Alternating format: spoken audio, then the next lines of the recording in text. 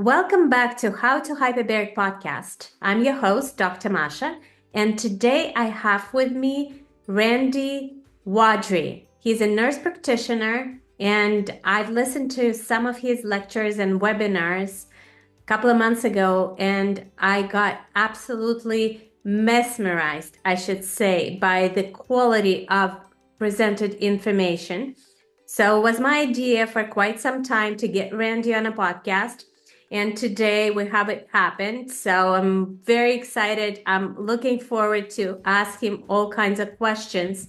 And today we're going to dive into the world of neurology, anything related to brain health, and of course, the role of hyperbaric therapy in the management of these conditions. Some conditions will be familiar and are easily connected to the use of hyperbaric oxygen therapy, and others you might be surprised.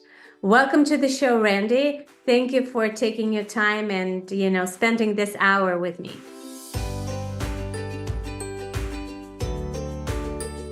Dr. Masha, my pleasure. Thank you so much for the invitation. Yeah, absolutely. We chatted a little bit before we started to record this podcast, but still I'm eager to learn because a lot I don't know. Could you please give us a little bit of your story, where you come from? What do you do with hyperbaric therapy? Do you even do hyperbaric therapy or not? And who is your patient population? Things like that. Just a brief overview for us. Thank you so much. I am an advanced practice nurse practitioner in neurology, and my experience really comes through the pharmaceutical line of education. So I went to graduate school, I learned pharmacy and therapeutics, and took my first job as one of the clinical directors at a local VA nursing home. And I had 100 senior clients under my care at any given time. I was on call 24/7. I rounded in that building nonstop for almost 10 years.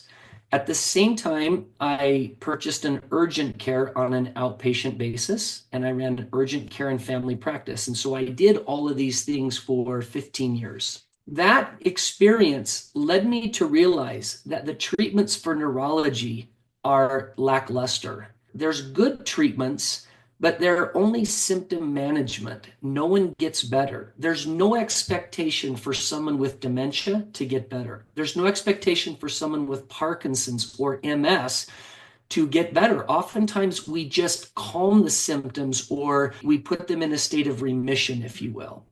And I was always longing to help people actually do better instead of just dragging out the inevitable, which was deteriorate into total cognitive decline and fade away, not recognizing your spouse and your kids anymore. I always had my ear to the clinical mode to try to figure out what could we do that got better. And that led me to industry experts that were biohacking dementia. Del Bredesen was one of them. Dr. Mark Gordon is another one. Richard Isaacson is one. And these guys were very focused on dementia or head injury. And so as I took continuing education courses over the last 10 years, I really became aware that there are things that can be done, and they're largely missed if your focus is just in the pharmaceutical medicine. And one of those is hyperbaric. So without getting too expansive, I have looked at a lot of interventions. I've done thousands of hours of continuing education and traveled the country meeting with the nation's best.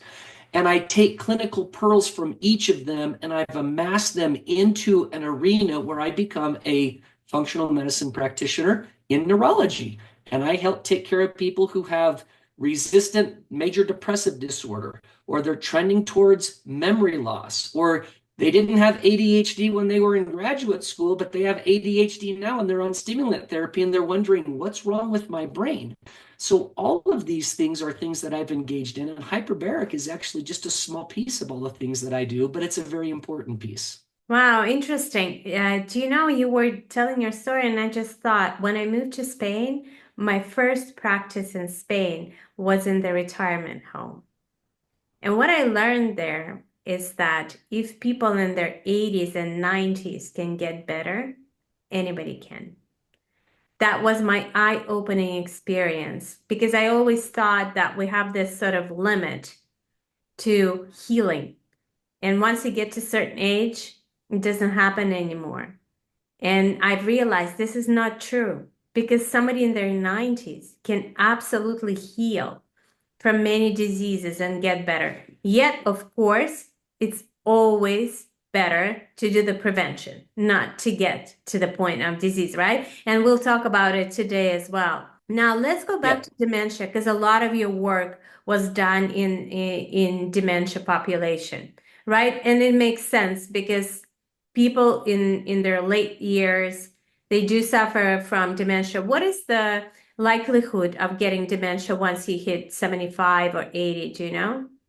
Yes, it increases dramatically. So the number one cause of dementia worldwide is age. And so a person in their 70s is probably 2 times more likely to get dementia than someone in their 60s. And then it just continues to go up from there. I don't remember the statistics per se because it depends if you're talking about Alzheimer's dementia or vascular dementia or so forth. But to your point, it's never too late to intervene. Like I can't tell you how many times I was working with people. I'll tell you a quick story. I had a lady at the VA who part of her dementia made her yell out in agony every day, help me, help me, somebody help me, help me. This was incessant. And it was so difficult because you could see she was distressed. We couldn't put her in a room with another client because it would exhaust both. You can imagine how complex this was because she would just shout, help me, day in and day out.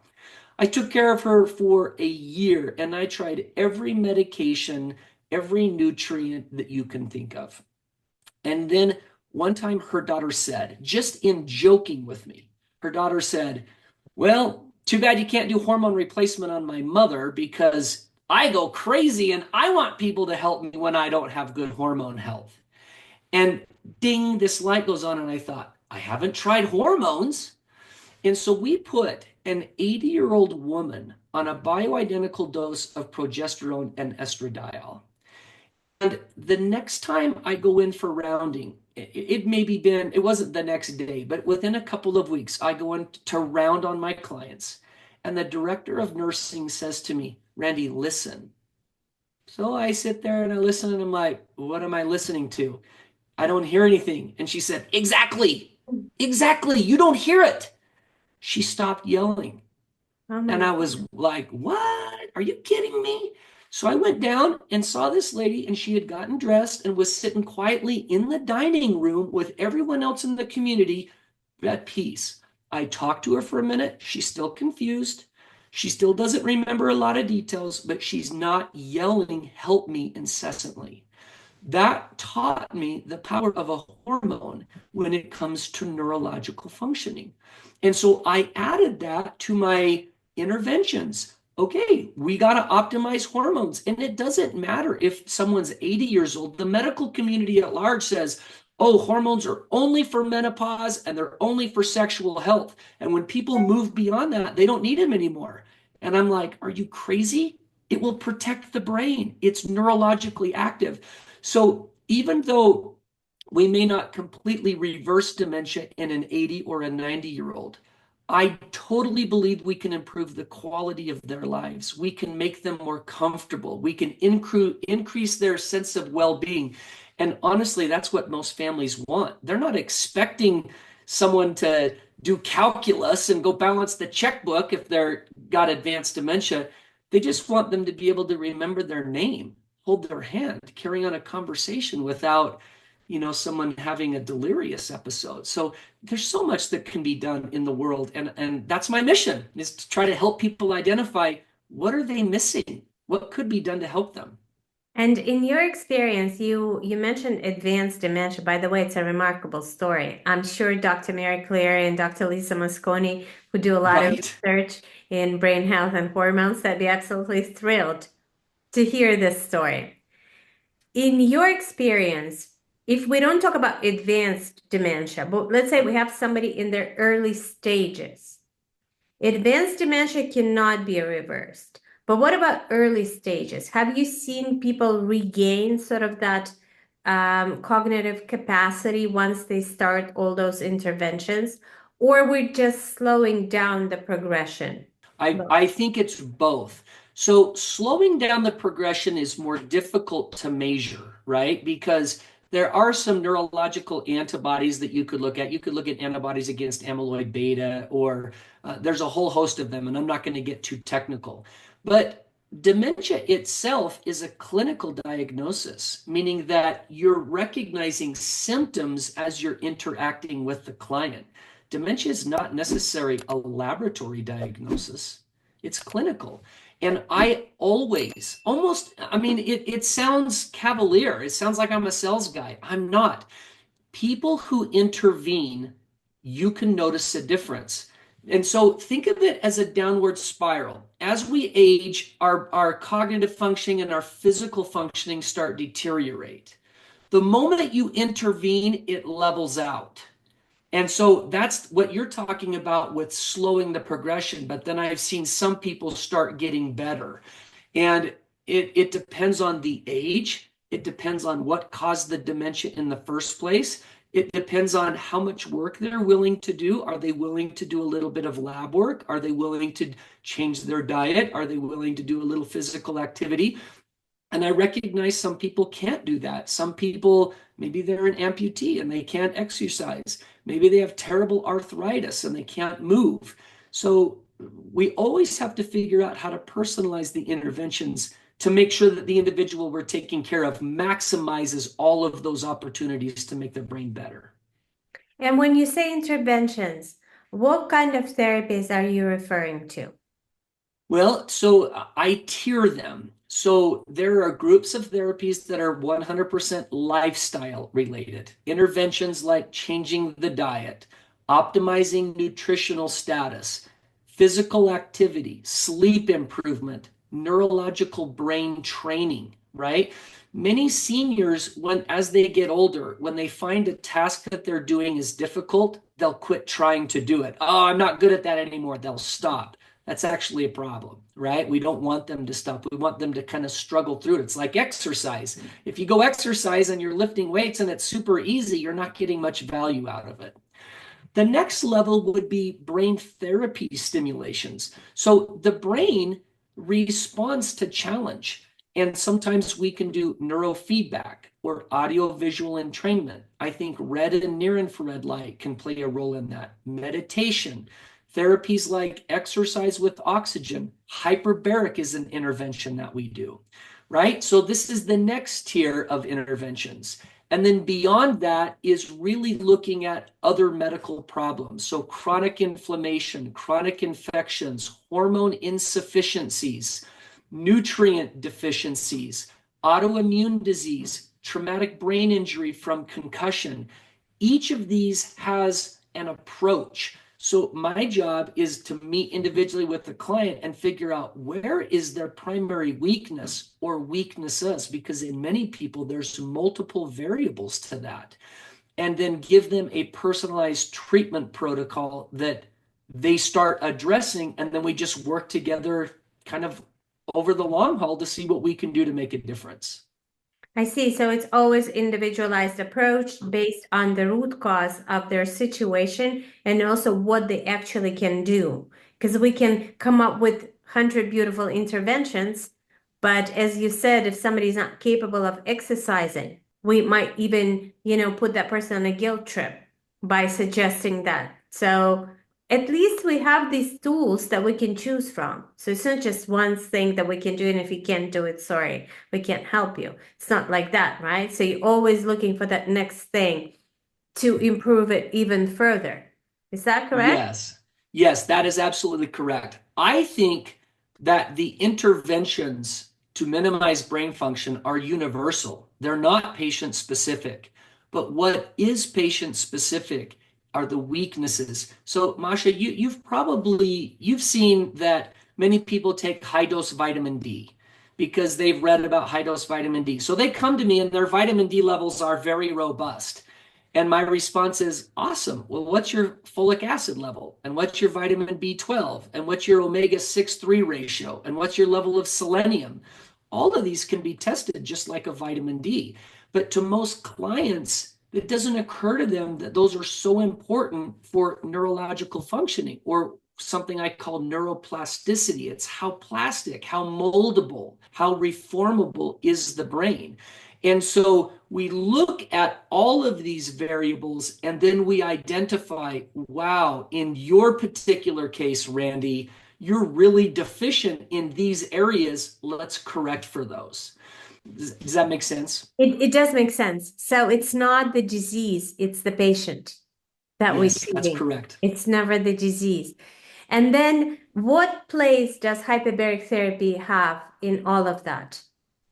Oh, it can play a massive role.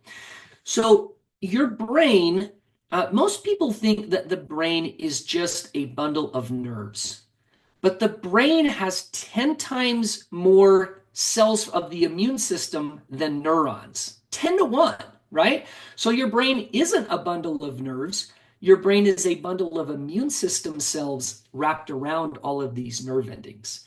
So the brain can get very inflamed. It can have an inflammatory response. Most clients will ask me, well, how do I know if my brain is inflamed? And my response to them is, you have loss of function in somewhere. Your memory's not as good. You can't stay focused anymore. You can't recall details or remember people's names. You go to church and you see people that you've seen week after week for 20 years, and now you're having trouble coming up with their name. That tells me the brain is inflamed. So your question was, how does hyperbaric impact neurological function? Hyperbaric is a very nice anti-inflammatory. So it will just start calming the brain down. Number two, the way that hyperbaric is so valuable is that if I had two interventions only that I could do for neurological health, it would, number one, be to decrease inflammation. Number two, it would be to increase oxygen delivery to the brain. Oxygen delivery usually happens through blood flow, through circulation, right? We know this from stroke, because when someone has a stroke, they lose a massive part of their function. Some people lose the ability to swallow, or the ability to talk, or the ability to move their right arm. And that's because the delivery of oxygen was interrupted. And so hyperbaric has two primary mechanisms of action. Number one, to calm inflammation. And number two, enhance oxygen delivery to tissue like the brain. Hyperbaric has a massive role, and it's totally underutilized, speaking generally. Yeah, I agree. Because some practitioners are afraid to use it because they didn't learn about it when they were at school. Maybe they had 1 hour, maybe somebody mentioned it. And then they have this flow of patients and their day is full. And all of a sudden, it's all new therapy to learn about. And there's sort of, yeah? I got to share an experience with you. I went through the board certification for hyperbaric medicine. So I got board certified here in the United States. And when I got board certified, I bought a couple of chambers and put them in my clinic. And I put one in my basement. So I've got one at home. And I've done hundreds of hyperbaric treatments, right? But here's the point I wanted to make about its safety. I called my malpractice, because you got to have malpractice if you see patients. So I called my malpractice provider and sent them a copy of my board certification and said, I bought a couple of chambers. I'm going to be doing hyperbaric in my clinic. I need to let you know, and maybe there's an increased fee or something that I have to pay because now I'm adding this treatment to my practice. And my insurance company said, no, there's no increase in payment. Hyperbaric is so safe. No one ever has problems with it, so we don't have any additional charge. And I was thinking, are you kidding me? That's the first time that I've heard an insurance company tell me that they're not raising their rates because of something that I do. And it made me realize, if the insurance companies, who are the companies who pay for services or pay for malpractice, recognize it's so safe that virtually no one has a problem with it, then why doesn't the community at large recognize the utility of this service and the safety profile? It was mind-blowing to me. I agree, but it's changing. A lot of it It is is changed. changing. It used to be that just big hospitals had hyperbaric chambers. Now a lot of clinics do. We talk about the world of neurology. Absolutely, more and more practitioners are starting to get familiar with it. And I think step one, don't be afraid to use it. Exactly to your point. If insurance says we're not going to raise your premiums that you pay, well, maybe it is very safe, right? In Right. fact, it is. If you follow standard rules, sort of, and do certain things, it becomes a generally very safe therapy. In your clinic, do you have a standard protocol that you use for your patients in terms of hyperbaric therapy? What I mean by that, let's say people come in and they routinely receive a certain number of sessions at a certain pressure, or how does it work? Excellent question. I saw on your website, Dr. Masha, that you have a picture with Dr. Paul Harch out of New Orleans, right? So I don't know where you met him, but I have followed Dr. Paul Harch for a long time. Paul Harch published a meta-analysis about neurological health, about what pressures are ideal. And in his meta-analysis, he looked at all of these different clinical trials for things like neurological problems. And the sweet spot was at about 1.5 atmospheres of pressure. So for my protocol per se, I seldom go above that. I try to keep everyone at about 1.5. It's not too aggressive. Sometimes the more pressure that you go, the deeper you go. If you're working on neurological stuff, there's a little bit of oxidative stress associated with hyperbaric, and some people might leave feeling a little bit confused or exhausted or tired, right? So I keep my pressures at 1.5, and I market my services in packages of 10. I tell people come in, they say, well, I just want to do one hyperbaric chamber treatment. And I say, one isn't going to do enough for you to say, oh, I'm going to do 10 more.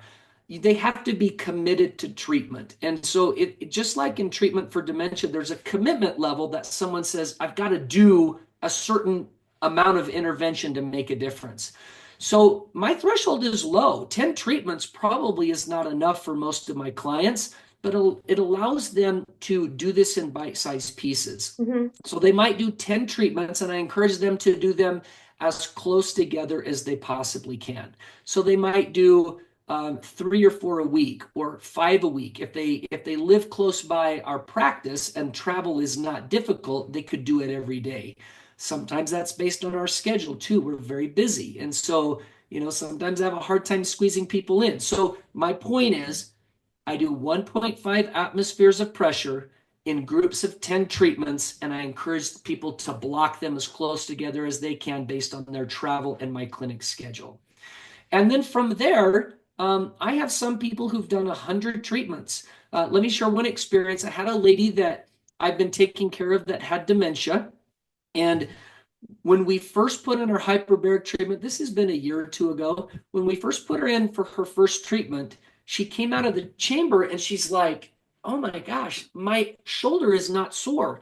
She'd had a shoulder replacement surgery 5 years prior, and she'd had chronic pain, was on narcotics, and she came out and her range of motion was completely different in her shoulder. She purchased a package of hyperbaric chamber treatments because it did more for her shoulder on treatment number 1 than it did for her brain.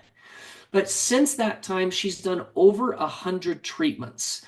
And she's aging, and she recently had a septic episode and was in the hospital. I met with her earlier this week and asked her how she's doing, and her husband said, the fact that my wife was so much healthier when she ended up having this septic episode, I think saved her life. I think she would have passed away.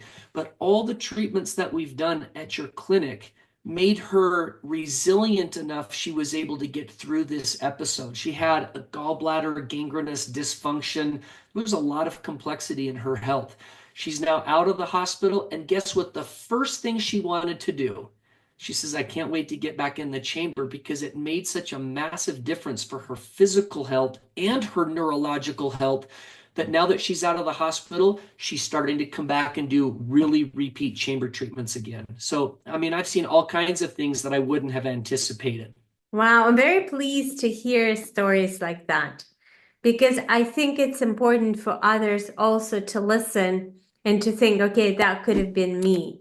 not in a sense of having a gangrene and things like that, but really do a lot of sessions to precondition the body so when something serious hits, their body is sort of prepared to handle that stress. And that takes us to a very interesting place, the place of prevention. Now things are changing. It used to be that I'll just get started on my favorite topic of conversation, but if you think about it, people go to see a doctor, especially men. Women are sort of more hypochondriacal that way, so they might see a doctor more often, but men only when they seriously not feeling well, which in my point of view, maybe it's not too late, but it's way later than it should have been because we get these little things that are not all right, right? Those little signs. Yeah. Maybe somebody wakes up and they're not refreshed. Maybe their digestive system is not working the way it should. Maybe, as you mentioned, they start to forget names, or women start to forget where they put their keys when they're reaching menopause and all this brain fog. All these little signs mean that something is not right, and this is the time to start prevention. Well, the time to start prevention was a year before that. But let's say here, but a lot of times we just brush it off because of how our society is. You know, you need to be working and delivering and, you know, and doing things all the time. So we keep pushing through until it gets to the point when we become very sick. And then it's not an option anymore to see a doctor. We just have to go and do it. And then that at this point, it's not as easy to reverse all those symptoms. I mean, healing still happens, but it would have been so much better if we could start earlier. And I know Yeah. that you have your stories and your sort of very strong opinion on that, especially in terms of brain health and neurological health. Yes. So let me talk about that for just a second because many clients will say they'll blow off a symptom. And Masha, to your point, when we intervene earlier, it's always better. And the reason it's always better is those nagging symptoms that you have are kind of prodrome, right? They're kind of insightful that there may be a problem. So if individuals in my world, anything that causes a neurological problem, we should be able to talk through. And some people don't want to talk about it, Dr. Masha, because in my experience, they're worried that I'm going to say, oh, well, you have the early stages of Alzheimer's or you have the early stages of Parkinson's. And so they're fearful that I'm going to tell them something they don't want to hear. But the reality is, if we could address it, I think Alzheimer's is actually very treatable in the early stages. And so people who have loss of hearing, we hear tinnitus. In my world, the practice that I work in, tinnitus is a neuroinflammatory problem. It's inflammation of the acoustic nerve. And oftentimes that can be a vascular problem, or it can be an inflammatory problem we could address. Depression and anxiety, mental health disorders, loss of attention and focus. How about the grumpy old men? I did a social media posting years ago where I was at a volleyball game with my kids. And when there was a timeout, my daughter stood up to go out to go use the bathroom. And the two gentlemen behind me lost their minds. They were the grumpiest old men I'd ever seen. And because I've done what I do for years, my wife leaned over and she said, do those guys have frontal temporal lobe dementia? And I said, oh, for sure. They've lost their social filter. And so these types of things, loss of balance, loss of coordination, someone who has a gait where their feet are very wide apart, when they can't find their words, loss of speech, all of these things are symptoms of a bigger underlying issue. And if we start early, if we address them early on, if we can identify the contributors to those challenges, people do amazing. They can avoid dementia. In fact, Del Bredesen wrote a book, and he said that this generation that we're living in is the first generation that gets to choose whether or not they get dementia. It's a choice. I It love that. doesn't just happen to you, it's a choice that you make. The problem is people don't realize they can influence that. They just think it's genetic. It's not genetic. About 5% of all Alzheimer's disease is genetic. 95% is 100% preventable through the interventions that we're able to do. So I'm with you. It's really hard to get people, guys especially. Guys are kind of grumpy. Guys are rough and tough. They flex their muscles. Oh, I don't need to go see a doctor. And maybe that's because they're afraid the doctor's just going to say, take a medicine, and they don't want to take a medicine. My response is, nah, let's work together and let's see if we can identify why you're experiencing that and reverse it. Let's start early. If you were to give an advice to someone who's maybe noticing those first little signs that they might be heading in the direction of dementia, what would you recommend one thing that they do that can help them prevent that in the future? The one thing that I would do, can I give two things, Can you Dr. give Masha? three? I was Okay. going to ask you for three. Okay, let me do three. We'll do three. Okay. I could do 20, but let's do three. Mhm. The first thing that I would ask people to do is to take a neurological test. Because let's move away from, I think there might be a problem, and let's move into, hey, we've measured it. If I went to the doctor with knee pain, we would do some testing. We would look at my range of motion. We would look at my stability. We would look to see if it's inflamed, if it's tender to the touch. We'd do an x-ray. We would do something. So don't make any assumptions. Don't blow it off as though nothing is wrong, and don't amplify it as if the sky is falling. Just do a cognitive test. And there's a lot of really good testing out there. So that's number one.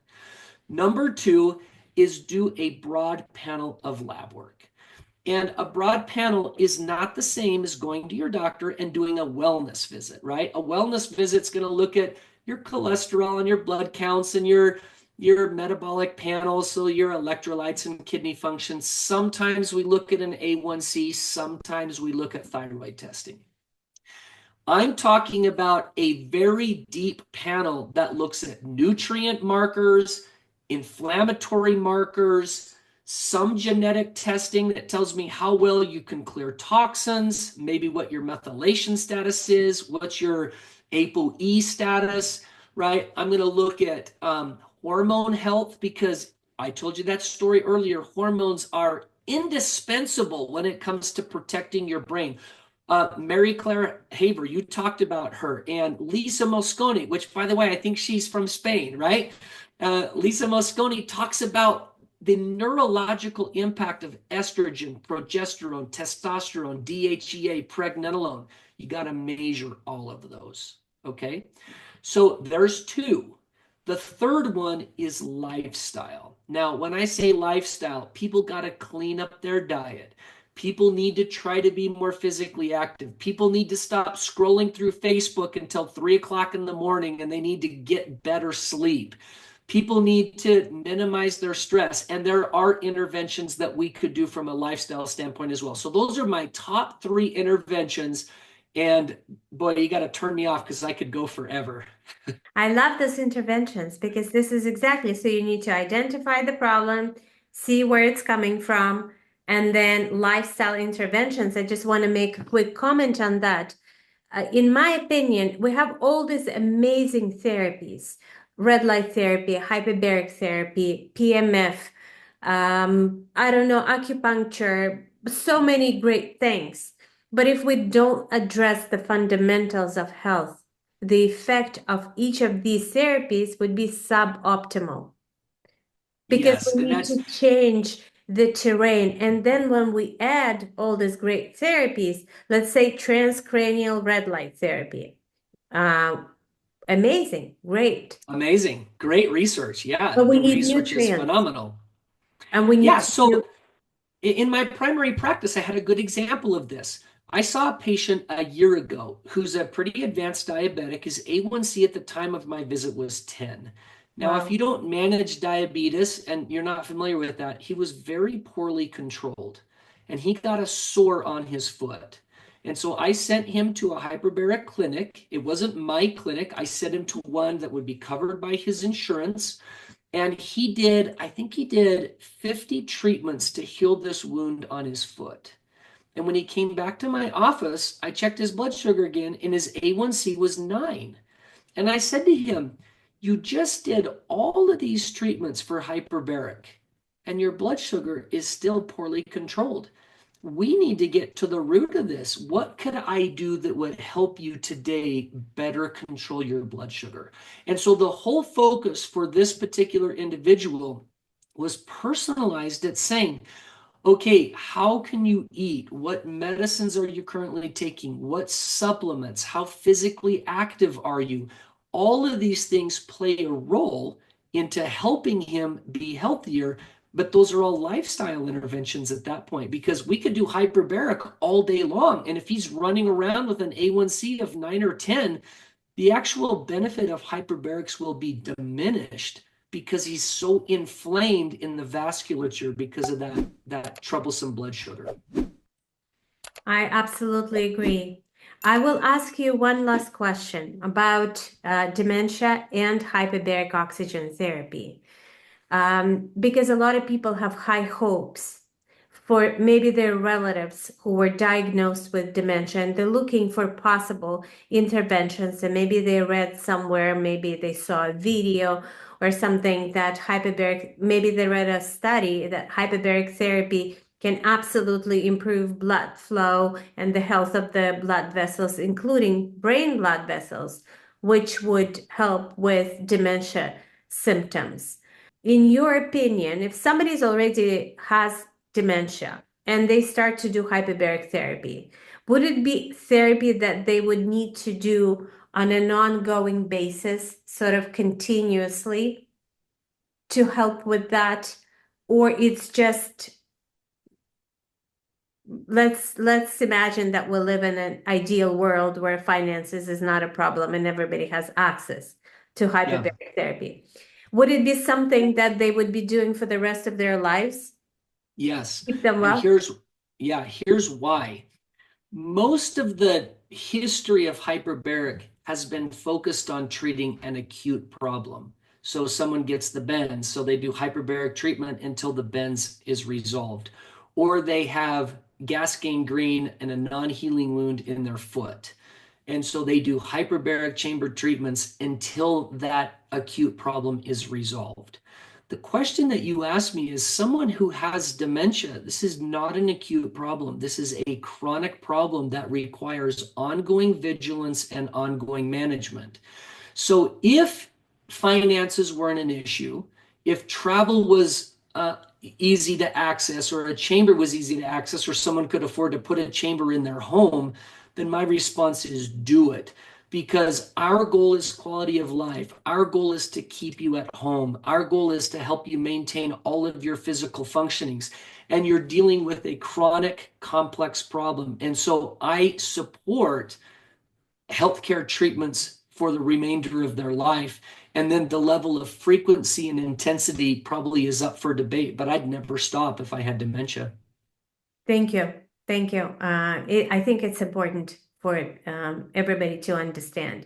Randy, I'm sure everybody who is listening and who is thinking, oh, I know someone who has a neurological problem. I know someone with mental health problem, and I want them to see Randy for their health. Where can they find you, and how does it work on your end? Okay, this is a great question. 90% of my patients do not live where I live. They live all across the country or all across the world. And so I've tried to figure out how could I help support people in their quest to have better brain health. And I started an online community, and the website is community.amindforallseasons.com.